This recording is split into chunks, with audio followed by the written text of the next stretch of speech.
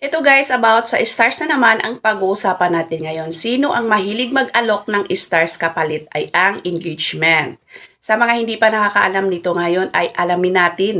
Help keep stars for all users. Sending stars is a way to show appreciation for content creators. Di ba dyan kumikita ang ibang mga content creators sa pamamagitan sa pag-send ng stars sa kanila through appreciation. Kapag gusto ka ng mga tao at gusto nila ang content mo, mag-send yan sila ng stars. Di ba? Pero kapag tayo ay hindi pa nila gusto at hindi pa nila tayo kilala, walang mag-send sa atin ng stars. Yun po ang totoo. Pero wag problemahin yan dahil nasa tao na yan. Kung gusto ka o hindi, sila na ang bahala dyan. Huwag mong hingian, hayaan mo lang sila. Kung may kusang, magbibigay sa atin, di ba? Pero ito ang hindi nyo alam.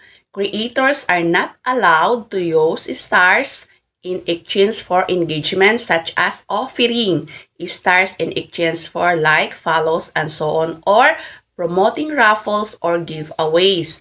Ito ay marami akong nakikita na gumagawa ng ganito sa mga groups. May nag-aalok, pansinin nyo.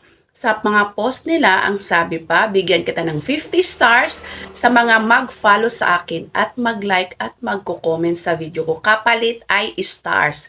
Ito guys ay hindi ina-allow ni Meta sa mga creators. Pero marami akong nakikita ng ganyan. Kaya siguro hindi pa na-monetize yung iba, di ba? Sa mga ibang tools like Stream Ads at saka sa Ads on Reels. Yung pag-promote ng paraffles, may nagpapag-giveaways.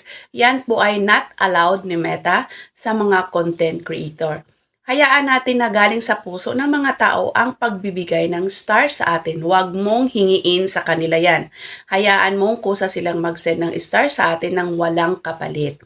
Naintindihan po ba? Sana ay may natutunan kayo ulit sa akin ngayong araw. Hanggang dito na lang.